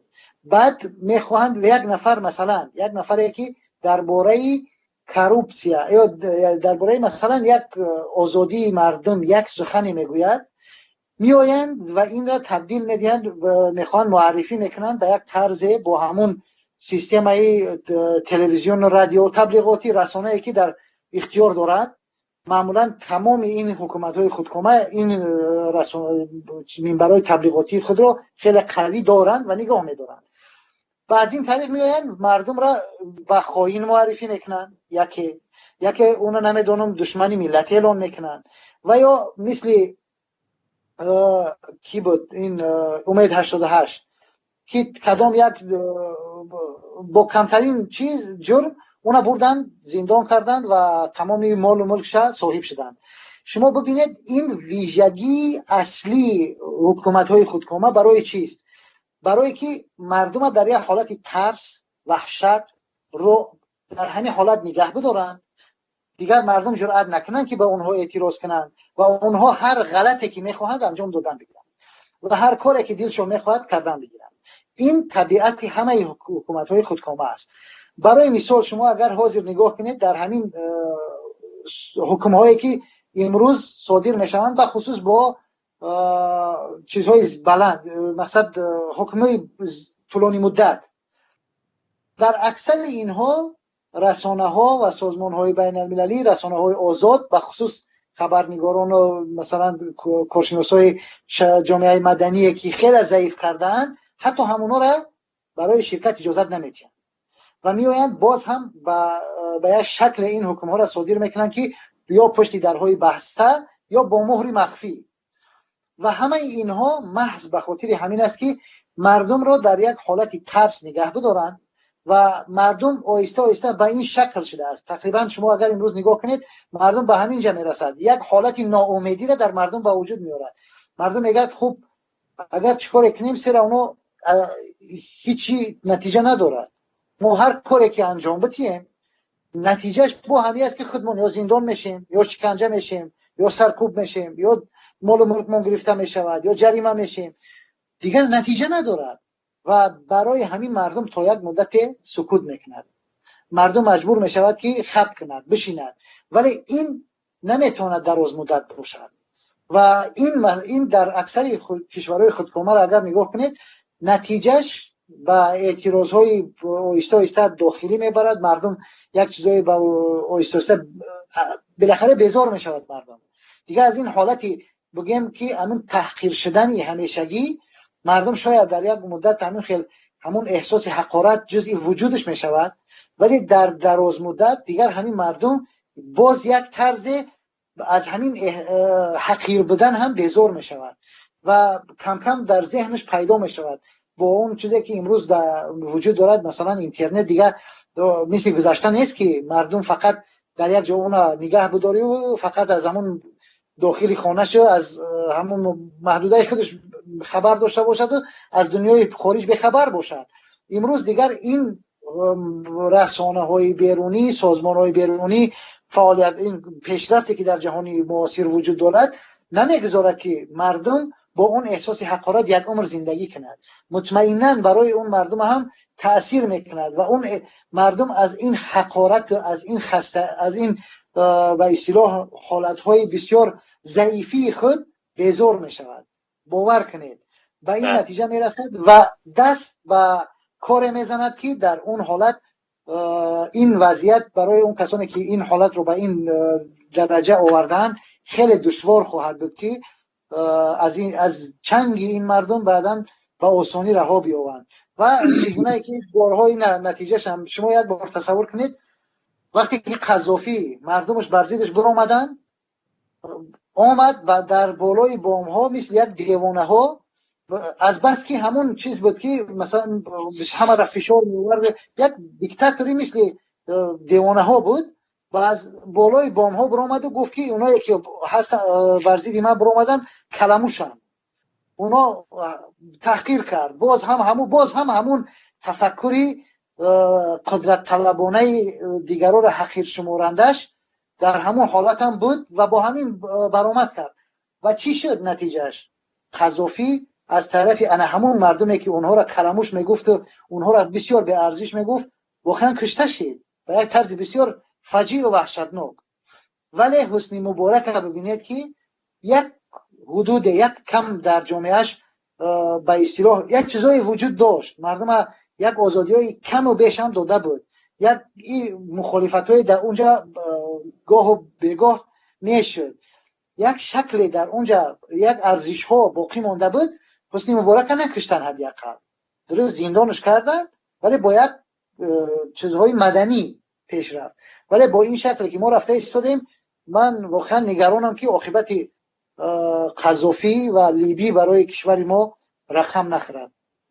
سلامت باشین. من دو ملاحظه دارم. اول اینکه تماشاگران ما را به طور پخش یعنی ما در پخش مستقیم هستین تماشا دارن و بعضی اونها هم سوال هم داده ایستادند و متاسفانه در یوتیوب خیلی مشکل تر است که اونها را پیگیری کرد، برای که عدد کامنت ها خیلی زیاد است. در فیسبوک هم آسان تر است. حالا یک دو سوال آمده است که من اونها را گرفتم در جای خود اونم میگذارم. دیگه اینکه ما 1 ساعت و 20 دقیقه شد ادامه دارد این صحبت آنلاینی ما. من از تمام مهمانان خواهش میکنم که کمتر زودتر جواب بدین تا پیش از 2 ساعت ما این صحبت رو خاتمه بدیم. سوال من به جمشید جان هست. شما در فیسبوک به همراه یک نفر، به نظرم شاید فیک بود یا انسان نزدیک به حکومت، یک بحثی کردید در یک پست، اون در مورد همین یک اتهامات که علیه اکای محمود بود، این دعوت عمومی برای زور آوری تغییر دادن ساخت کنستیتوشنی جمهوری تاجیکستان چی است. شما در همین باره ساخت کنستیتوشنی بحث کردید. اصلی بحثتون سری چی بود؟ هدف از تکرار پی در پی مقامات عاید ساخت کنستیتوشنی چی است؟ هدف مقامات بخشش هدف اساسی مقامات قدرتی با همین متهمات مردم رو بار کردن، این ترسانیدن است. هم هر اون جایی که ساخت کنستیتوشنی است میگویند هم پروکراتورا با این پرونده میرود، هم سود با میرود، هم مردم از چنین حمایت همین اشخاص میترسند. من که در زندان بودم میدونم که مناسبت با اشخاصی که با ماده 307 با اونجا وارد میشوند چگونه هست. ولی هدف اساسی در اینجا هدف من بود که تو اینکه من فهمم که تو کدوم درجه اون فیک‌های حکومتی، اون خودی کارمندان مقامات قدرتی تو کدوم درجه سرفهم میروند که همین ساخت کنستیتوشنی چیست. شما آدما رو متهم میکنید با اون که اشخاص دعوتی عمومی کرد که ساخت کنستیتوشنی رو برهم زنید با راه زوراوری. آیا شما اثبات کرده میتونید که در کردارهای محمود اودینایف دعوتی عمومی بود؟ یکمش دعوتی عمومی عایدی با طریق زوراوری بود و سومش دعوتی عمومی با طریق زوراوری دیگر گم کردن ساخت کنستیتوشنی بود. آیا شما صرفاً میرید که ساخت کنستیتوشنی چی است؟ کدام علامت ها خصوصیت هایی که ساخت کنستیتوشنی رو افشا میکنن نشان میدن در جمهوری تاجیکستان هست؟ همیشه تکرار کردن، متهم کردن اشخاصی که نارضا است از سیاست این یا اون مقامات، یا که عموما از سیاست پیشگرفته پرزیدنت جمهوری تاجیکستان و حکومت، با همین ماده 307 دعوت عمومی با طریق زوراوری سرنگون کردن، دیگرگون کردن ساخت کنستیتوشنی جمهوری تاجیکستان، این عموما نادرست است، بی منطق است. خود همون شخصی که همین متهمات رو می نویسد، مفتش، پروکرور، سودجه، عموما صرفم نمیرود. و برای همین من مفصلتر گفته دادن فهموندنی که خود آنها فهمن، این مقامات و خود مردم تاجیک ما فهمن، در کانال شخصی خودم، در کانال فوند بزرگ مهر یوروف حقوقی من نصیب باشد در روزهای نزدیک در باره ماده 307، یعنی که همین متهماتی که با محمود اودینایف نیز بار کردن، دعوت عمومی برای با راه زوراوری دیگرگون کردن ساخت کنستیتوشنی، یک گفتگوزار، یک تفسیر رو پیشنهاد میکنم. سلامت باشید. امیدواریم که زودتر نشر شود تا اینکه مردم و ملت تاجیک از اون استفاده کنند. علیم شیر زمانو فالو که درباره ساخت کنستیتوشنی صحبت میکنیم. چند روز پیش در هفته‌نامه سسر یک اعلان کوتاه، یک مطلب کوتاه نشر شد در مورد کم توجهی نسبت یکی از اینترنشنالیستان تاجیک. او گفتگی به شکایت کرد که در کمیته انداز ناحیه زیستش هیچ معامله خوبی به او نکردن و حتی برای پرسیدن امتیاز با چنین برخورد نوجوان مردانه کارمندان کمیته انداز روبرو گردید است. بعد گفت است که خیلی دیگر همین روزها مثلا اینترنالیستان تاجیک چندان احترام نمیکنند و با اونها امتیاز قائل نیستند و این یک تهدید کوچک هم شده است که و این خیررفتار با اینترنشنالیستان تاجیک یعنی پیامدهای خوب نخواهد داشت. اینترنشنالیستان تاجیک کیها هستند؟ خب جنگاوران اینترنشنالیست میگویند اینها جنگاورانی که در هیئت قشون‌های شوروی در افغانستان جنگیدن یا حتی به حیث و ترجمان اونجا خدمت کردند به مدت معینی و اونها در سابق شوروی همین عنوان اشتراکچی یعنی اشتراکچی نه جنگاور اینترنشنالیست گرفتن و اونها از امتیازهای برخوردار بودند. البته که امتیازهای اندازی به فکرم اونها ندارند و شاید اگر معیوب شده باشد بر اثر همون اجرای وظیفه خوب جنگاور اینترنشنالیست اگر معیوب شده باشد شاید امتیازهای در اندازبندی هم داشته باشند. متاسفانه چنین امتیازها رو در دست ندارم و میترسم که همین پارلمان های پای همین که پارلمان اصلا از سال 99 به این سو پارلمان تاجیکستان مستقلانه بجز ویرگول خوب نقطه دیگر ایواز نکرده است. تشبث قانون ها رو خود وزارت ها پیشکش میکنند با تشبث قانونگذاری و او به یگان تحریر میگذارد و من میترسم که فرض کرده این وزارت مهنت شغل اولی یا وزارت چی میگن و از اجتماعی اونا شاید از این تعداد تو فراموش کرده باشند. علاوه بر امین جنگاوران اینترنشنالیست ما داشتیم شخصانی که در با چیز کردن صدمه چرنوبیل شرکت کردند، اونها هم از امتیاز برخوردارند و برابر با اونها نفرانی که برای برقرار کردن ساخت کنستیتوسیونی جنگیدند اونها هم از این امتیازها باید برخوردار باشند و عادتا در اون وقتا یک وقتا در مشروطه های دوشنبه حتی شاهد آن شدم که کارمند وزارت کارهای داخلی با جنگ و جدال با راننده ادعا میکرد که من به پول باید حرکت کنم و این میگفت که به پول برو در لیبوس سوار شو در اتوبوس سوار شو و همین خیلی جنگ بود. چون امتیازها رو که حتی حکومت شوروی که امتیاز پیش بینی کرده بود فرض کردیم برای رایگان در چیز در نقلیاتی جمعیتی حرکت کردن امتیاز دار اونها با شرکت های نقلیاتی هر ماه مقدار معین مبلغ رو به خاطر همین امتیازدارها ارسال میکردن. در حالت ما باشد امتیاز اعلام می شود لیکن او امتیاز فرض کردیم یک شرکت نقلیاتی باید از حساب خود او امتیاز جاری کند. اگر امتیاز حتی هستند امتیازهایی که طریق طیاره در حدود جمهوری تاجیکستان سال یک مرتبه به پول سفر میکند این را هم از حساب شرکت های خوب امان هواپیمایی یعنی امتیاز ولی او امتیاز نیست.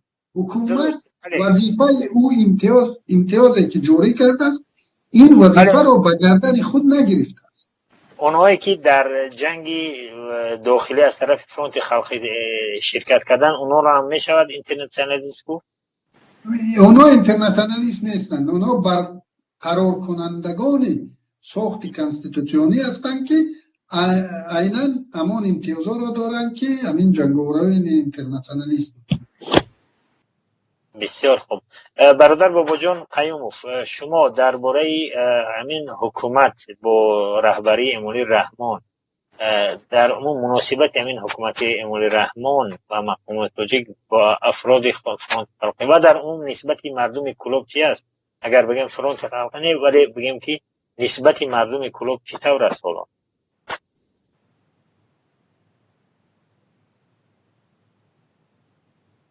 راستی در باره مناسبت در حال حاضر شاید ما بیرون از تاجیکستان هستیم گفتن کمی دشوار باشد، ولی اون چی که مشخص است مثل بقیه جاها است مناسبت، یعنی هیچ فرقی نکرده است، بلکه شاید یک نوع تبعیض‌آمیز هم باشد و مردم کلوب هم از این مناسبت سرد و مناسبت به اصطلاح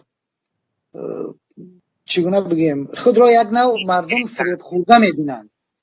از طرف رحمانوف مردم کلوب خود را یک نوع فریب خورده میبینند که در واقع اونها بودن که برای جنگیدند و تلاش کردند، ولی رحمانوف آمد و حکومت را در دست گرفت و بخصوص بعد از اینکه مردم کلوب وقتی از دنغره میگذرند و میبینند که آبادیایی که در دنغره شده است با یک شکل خیلی چشمرس، ولی در کلوب مثلا که زمان مرکزی ولایت کلوب بود و یک به اصطلاح شهری خیلی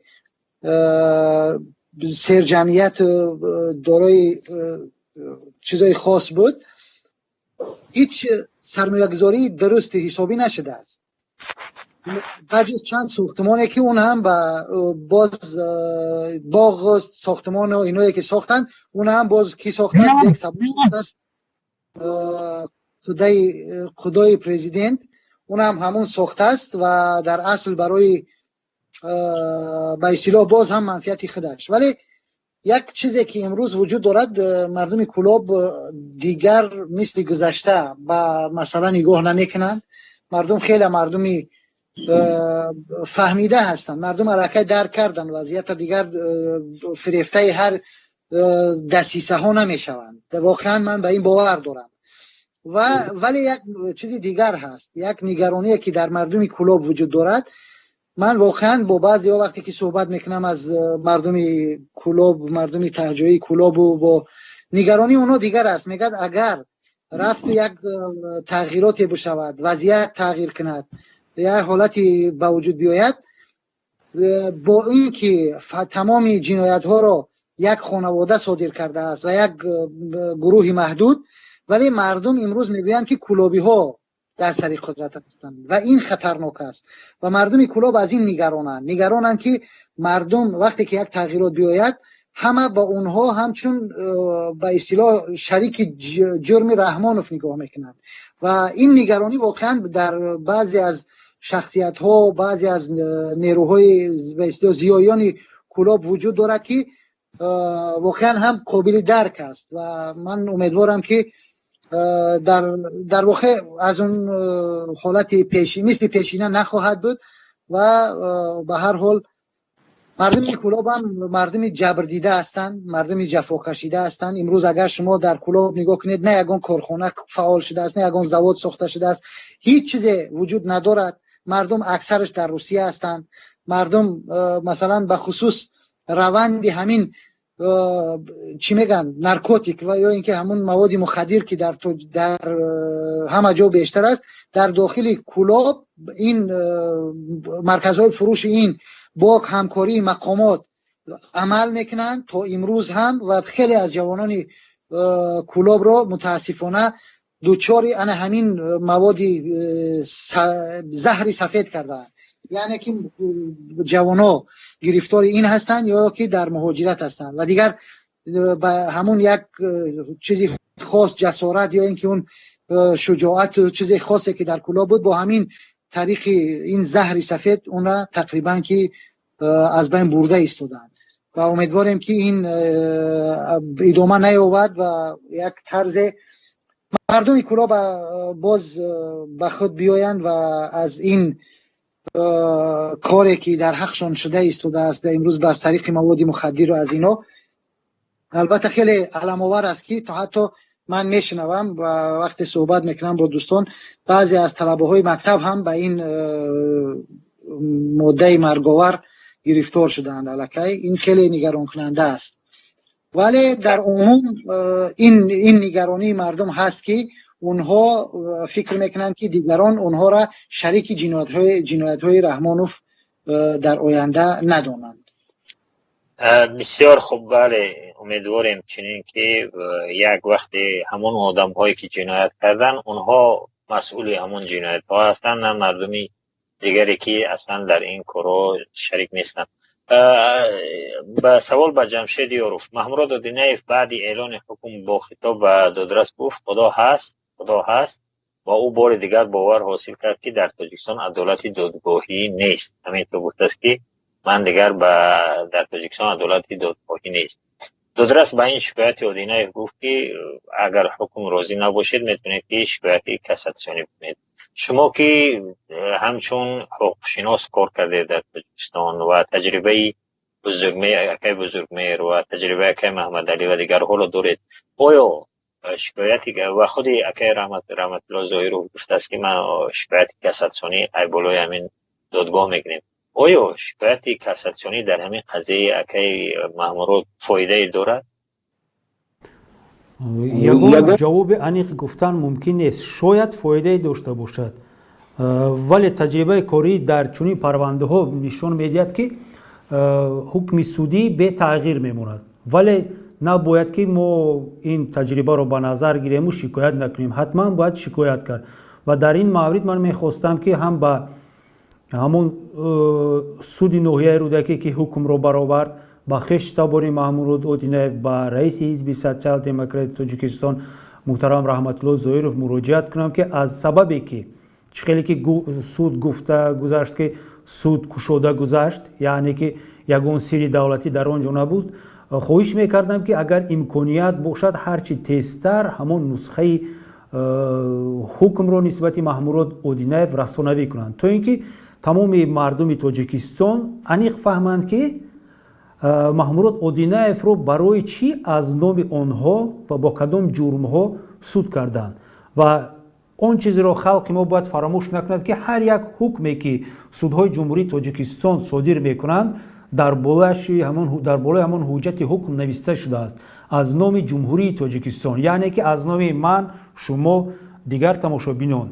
و خلق باید داند که از نام من جمشید یاروف، یعنی که مثال از نام 4 دختری من، برای چی محمود اودینیف رو سود کرده؟ کدام جرم ها؟ اویدی اون که چی فایده می آورد یا که نمی آورد یگان چه انیق گفته نمی شود. این همش در اختیاری سودی عالی می باشد، ولی که اگر جامعه شهروندی نترسیده از آنی که یک فعال آن را برای انتقاد خطاگی ها جنایت های حکومت و منصبداران گرفته زیر محبس کردن، زیر پس پنجره کردن، ممکن در نتیجه واکنش دست جمعانه یگان تغییرات در سمت کم کردن ادای جزای او، مهلت او دیده شود. ولی که اوید آن که او را سفید میکنند و آزاد میکنند، چونین من یگان چیز دوربینی ندارم و باوری هم ندارم. بسیار خوب. اکای علی مولو که فکری برادر جمشید رو شنویدید که میگوید که تجربه ها نشان داد که برعکس زیادتر شدیدتر میشود نسبت افراد سیاسی. به نظر شما چی است؟ بروند شکایت کاساسیونی بکنن یا نکنن؟ شکایت کاساسیونی البته کردن در کار. در این حالت اون چیزی که جمشید گفت درست است. پیش از آن که همین دادگاه همین حکم رو صادر کند، این با دادگاه بالایی مصلحت کرد، یعنی مشورت بود پیش از برآوردن حکم. و عادتا در تاجیکستان اون چیز بالایی در حالت‌هایی که انگیزه سیاسی ندارند سطح بالایی دادگاه میتواند با ستاندن مبلغ معین به مانند رشوه به حیث رشوه میتواند حکم را یعنی سبکتر کند، جزا را سبکتر کند. این تجربه وسیع استفاده می شود، لیکن اگر پرونده سیاسی نبود. در پرونده های سیاسی با تمام قدرت اینها محکوم میکنند، با این هم استاتیستیکاشون رو، امورشون رو ساز میکنند و اینها رو جزا میکنند. لیکن یک حالتی است که بسیار وقتا ما شاهد یا سبک شدنی حکم شده بودیم، فرض کردیم در پرونده دلیل شریفوف یا دیگر پرونده هایی که فشار بالای مقامات شد، یا خیرالله میرسید فشار بالای مقامات شد، مقامات آمد خیلی طولانی پرونده رو برد، لیکن آمد و حکم رو یعنی سبک کرد یا تماما آدم آزاد کرد. و به خاطر بیارید که خلبان های روس رو که محکوم کردن و همان چرخبال اونها رو مصادره کردن،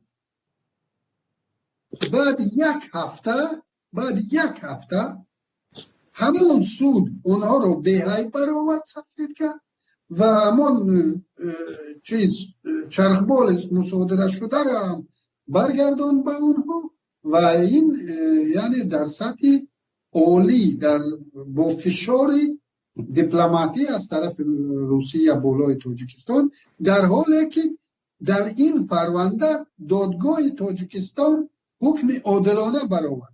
اون نفرها واقعا قانونها رو ویران کردن، چرا حتی قانونهای روسیه رو ویران کردن، چرا به قانونهای تاجیکستان، لیکن چون فشار دیپلماتی شد از طرف روسیه در یک هفته بازبینی شد و آنها سفید شدن. یعنی وابسته به فشار، اگر ما فقط به کسات رویم و امید از انصاف و وجدان دادگاه سطح بالایی کنیم، البته که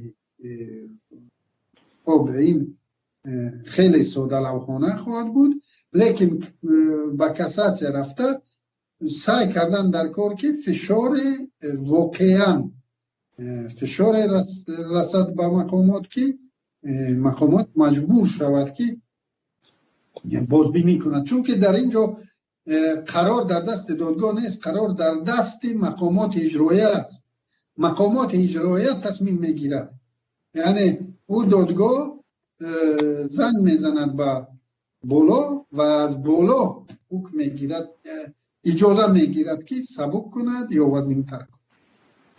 بسیار خوب. حالا سوال من به برادر کی است؟ بابا جان است، ولی من از همین سوال من به همین ربط دارد که در خود همین دادرس گفته است که در روز 16 نوامبر 2020 مامورات، یعنی پیش حالا که در آزادی بود، در صفحه فیسبوکش عکس های سازمان های ممنوع در تاجیکستان حزب نهضت، شما که برادر بابا جان سخنگوی حزب نهضت اسلامی هستید، گروه 24 و دیگر پیمان ملی و اینها را گذاشته است. ولی یک جای ببینیم، من لینکی همین نامه مامورات را فرستادم و در اون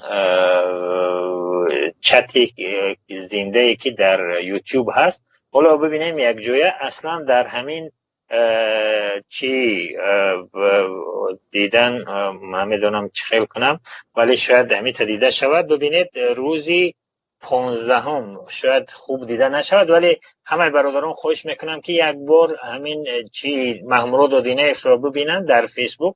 این روزی 15 است نوشته است، دیگر روزی 16 همون نامه‌ای به کی را نوشته است؟ به عریضه به رئیس شهر دوشنبه رستم امالی با احترام مقامی رئیس. یعنی دیگر این است، آواز من میآید، یعنی این است که دیگر در اینجا همون قصد اون دادرس گفته است که حزب نهضت و پیمان و یا که گروه 24 اینو اصلا اون در این باره نمی رود. گپ حتی به فکرم خود دادرس همین چیزا ندیده است، همین پستی مامورود اودینایف و همین پست، همین به نظرم عریضه به رئیس شهر دوشنبه رستم اموالی، همین عریضه خیلی ناراحت کرده است همین حکومت ها.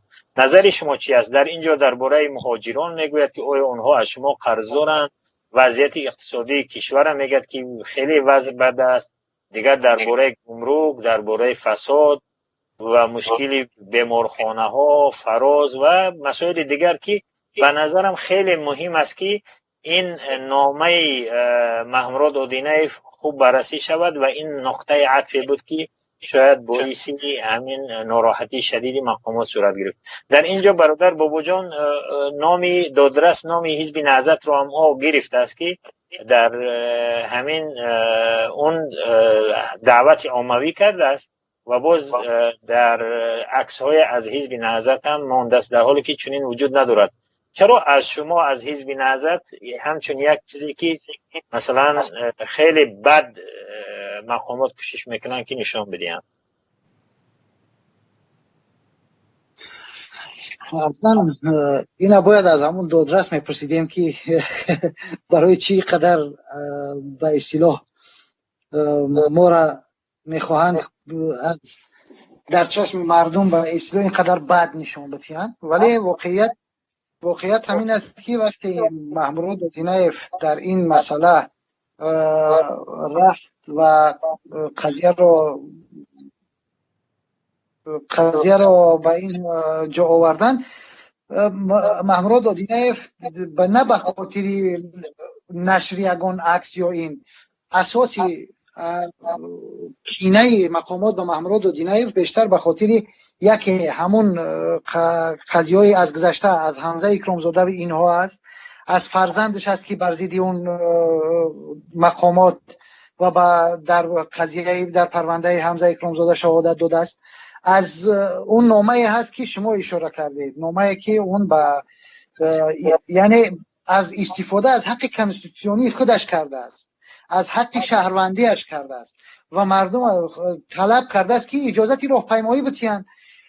خب این یک عمل قانونی است، ولی مقامات اونقدر از این عمل قانونی اونقدر نفرت دارن که دیگر برای مجازات کردن این محمود اودینایف چیزی دیگر نیفتند و او را متهم به همین ها کردند. در واقع معلوم است که اونها میخواهند با اینکه وقتی که هر یک پرونده که میخواهند در جامعه با اون دامن بزنند به یک شکل میخواهند نهضت اسلامی تاجیکستان و پیمان ملی رو با اون رد بتین، به خاطر این است که مردم رو بترسانند، مردم رو از اینها دورتر کنند، مردم رو از اینها فاصله شون بیشتر کنند. ولی اون چیزی که هست و یک واقعیتی هست که وقتی مردم یک حزب، حرکت یا سازمان در عمق مردم، در واقع در فکر مردم ریشه دارد، ریشه مردمی دارد، اونا نمیتونن از مردم نمیتونید به آسانی دور کنی یا به آسانی از ذهن مردم پاک کنی. و مطمئنم که این کار حکومت یک نوع باز انتی تبلیغ میشود برای خود حکومت و به ضرر حکومت تمام میشود. ولی من واقعا میگم این محمود اودینایف فکر میکنم ما باید یک کار کنیم، کوشش کنیم که حداقل عدالت درباره او برقرار شود در تاجیکستان. و چگونه که علیم هم گفتن، مردم ما مردم رو به تظاهرات دعوت نکردیم، به انقلاب دعوت نکردیم، حق هم نداریم در واقع ما از اینجا خودمان با این شکل. و شاید اگر وقتش رسید مردم خودش به کوچه ها میبراید که دیگر از ما هم نپرسد. ولی امروز ما یک چیز باید واقعا بگیم، مردم حداقل در برابر ظلم سکوت نکنند. چون یکی از مقاله مسئله است یا ضرب المثل است یا چی هم هست میگه سکوت در برابر ظلم است. و حداقل همین اعتراض بکنن، بیان کنن که بیاین در حق همین انسان عدالت برقرار کنیم. یک بار دادگاه آزاد برگزار کنند، بیایند در نزد رسانه‌ها و سازمان‌های بین‌المللی همین دادگاه همین محمود جنایف برگزار کند حکومت و ببیند ثابت کند که آیا این جنایتکار است یا این گناهکار است و تصور این حکم سنگین هست. یک بار حکومت اگر همینه و مردم بیاید ثابت کند، اگر واقعا به این چیزی که میگوید باور دارد، بیاید به مردم این ثابت کند حکومت، و مردم هم بیایند از حکومت طلب کنند که نگویم باز نه اعتراض، نه خیابان، نه چیزی دیگر، همین طلب کنند اعتراض، ناراحتی خودشون، ناراضگیشون رو بیان کنند و طلب کنند که همین دادگاه در پیش چشم رسانه‌ها و سازمان‌های بین‌المللی برگزار شود، آزادانه، شفاف. شاید کمترین چیزی که امکان داشته باشد همین باشد. بسیار خوب. حالا سوالی تقریبا به همه مهمانان یک سوال اخیر است. سوال به جمشید یاروف. شما درباره دعوت عمومی گفتید و غیر قانونی بودنش. مردم شاید بخواهند که واضح‌تر بدانند که یک آدم دعوت میکند، حالا مثلا امروز شنبه است، مثلا روز سه شنبه آینده دعوت میکنند مردم را که شما باید در اونجا جمع شویم، بهتر مثال چهارشنبه آینده، و حالا وقت برای گرفتن جا اینها هست. آیا خودی همین دعوت که به تظاهرات حالا که صورت نگرفته است، حالا که چند روز دیگر مانده است، این جنایت است؟ نه، جنایت نیست. عموما دعوت کردنی که بیاید مردم در فلان جا جمع شویم و فلان مسئله ها رو بررسی کنیم، این جنایت نیست. جنایت فقط در اون موارد می شود که شما دعوت عمومی اویدی با طریق زوراوری تغییر دادن ساخت کنستیتوسیونی رو کرده باشید. ببینید در اینجا سه قسم جزئی است: دعوت عمومی با طریق زوراوری و تغییر دادن ساخت کنستیتوسیونی. اگر همین سه چیز وجود داشته باشد در دعوت شما، پس شما رو میتوانند با ماده 307 که مامورات اودینایف را حبس کردند و زندانی کردند نسبتتون پرونده آغاز کنند و شما رو پس پنجره رها کنند. در دیگر حالت‌ها دلخواه دعوت‌ها یگان عمل جنایتی نیست. در مسئله همین مامورات آیا بود چنین چیز؟ من دیدم دعوتی او رو، یا اون چیزی که هست در شبکه‌های اینترنتی هست، در اون مراجعتش به عنوان رستم امامعلی که به فکرم 16 نوامبر 2020 سال نوشته شده بود و چه خیلی که شما هم قید کردید، فقط مسائل مبرم روز رو گفته بود، درباره مهاجران، درباره صاحبکاران، درباره راههای پلکی و غیره و غیره. در اینجا یگان دعوت عمومی برای برانگیختن برای تغییر دادن ساخت کنستیتوسیونی برای زوراوری نیست. من برای همین هم میگم که اون مقامات قدرتی ما عموما یا صرف هم نمیروند که ساخت کنستیتوسیونی چی هست و یا اینکه طریق زوراوری چی هست، یا اینکه دیده و دانسته شخص بیگناه را و مثل مامورات اودینه و صدها نفر دیگری که در زندان‌ها با ماده 307 نگاه داشته میشوند و جوابگری میکشند که این علاقه جنایت است، جنایتی کسبی که از طرف کارمندان میلیسیا، پروکراتور و سود اجرا کرده میشود. بسیار خوب. وقت خیلی کم مانده است. سوال از اکای علیم شیرزمانوف: چرا یک سوال از ابو محمد خراسانی از در فیسبوک، یک کاربر فیسبوک رو روان کرده است، میگوید چرا رئیس حزب سوسیال دموکرات جناب زایروف در مسئله اودینایف یگان اظهارات نمیدهد یا تا حال نداد؟ خب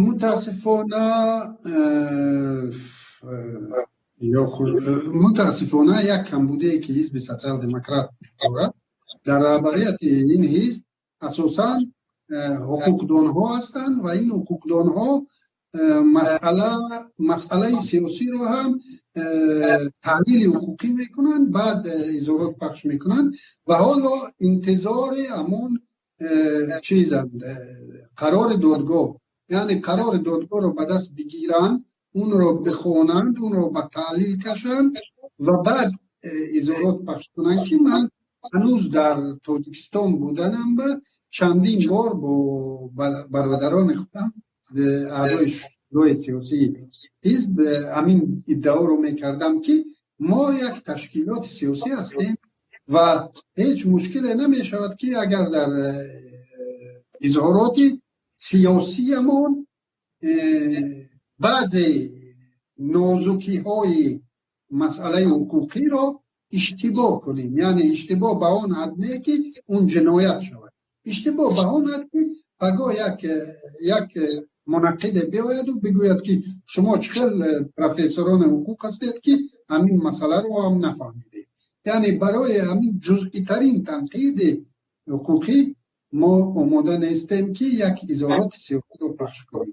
و اساسا مشکل ما در تاجیکستان عموما سیاستمدارا، مشکل سیاستمدارا همین است که آنها می آیند و همیشه در پله ترازو قانون میگذارند و تا آخر تمام نقطه و ویرگول های قانون رو تو میکوبند که این چیز از دست میرود، فرصت از دست میرود. حاضر وقتی عمل است ما بیایم و انتظار همون قرار دادگاه شدیم، البته بسیار فرصت رو از دست میرود.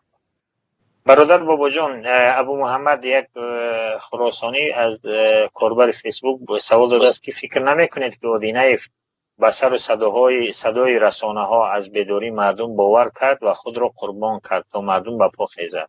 و واقعا شما فکر میکنید که مامورات قربان شده است؟ در واقع با توجه به گذشته فعالیت‌های مامورات اودینایف اگر نگاه کنیم، مامورات اودینایف خود را قربان نکرده است. یعنی امروز به خاطر سر و صدای رسانه ها خود را قربان نکرده است. او فدایی این راه بود. از زمانی که در پرونده حمزه اکرامزاده شما نگاه کنید، او به این اقدامات دست داده بود. اون حتی که در اون زمان هم با چند نفر از خش تبورانش جمع شده بودند و میخواستن راهپیمایی کنند. این اقدامی نو نیست که از مامورات اودینایف که ما بگوییم که مقصد به خاطر یه چیزی یا کسی این عمل رو انجام داده است. واقعا مامورات اودینایف از پیش و خودش میدونست چیکار کردن شد و پیش رفت.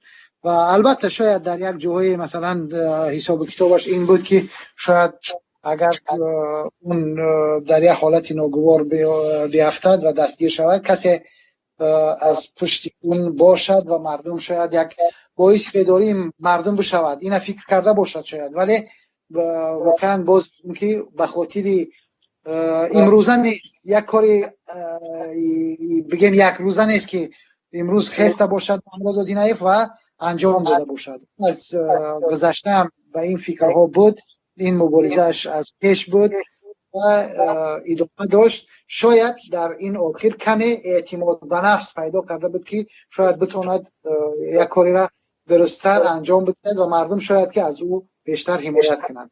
ولی من این رو همچون یک به اصطلاح کاری عجولانه یک روزه نمیدونم، یک مبارزه طولانی مامورات اودینایف است. بسیار خوب. در فیسبوک در چت زنده یک نفر به نام هولیگانوف و جمشید و دیگر مهمانان و شاید به خودی من هم پیام باشد گفته است که جمشید و به شما هم که وقت و ساعتون می آید، بعد من خودم میدونم چی کار تو کنم، پوست کنم، باور کنید ما تیخه می گردیم انشاءالله، ولی ما می آییم، می رویم، یعنی به اینجا می آیم. ولی این طور تحلیل هم آمدیم فرصت داریم. خب برادرای عزیز گرامی، مهمانان ارجمند، برای اینکه شما مهمانان برادر جمشید یاروف حقوقشناس و برادری حقوقشناس زندانی بزرگمهر یاروف و اکا علیم شیرزمان معاونی رهبری پیمان ملی تاجیکستان و برادر باباجان قیوموف سخنگوی حزب نهضت اسلامی تاجیکستان و عضو ارشد پیمان، هر سه شما مهمانان را از هر یکی شما تشکر میکنم که وقتی طلای خود را دادید و با ما بودید و همچنین از همه برادرانی که ما را تماشا کردند، دیدند، شنویدند و با ما در تماس بودند، نظر نوشتند، کامنت نوشتند و از اونها هم تشکر میکنیم. از اون فبریکه جواب که تحقیرها نوشتند و خیلی گپای پس بالا زدند، اونها را دعا میکنیم که خداوند هدایت بکند و دیگر کوشش کنیم که ما تاجیک ها با یکدیگر صحبت کردن یاد بگیریم و از تحقیر و از واژه های دشنام و از این واژه ها دوری بجوییم. یک بار دیگر از یک و یک شما بینندگان تشکر میکنم. خدا نگهبان تا برنامه بعدی. خدا نگهبان. خدا نگهبان.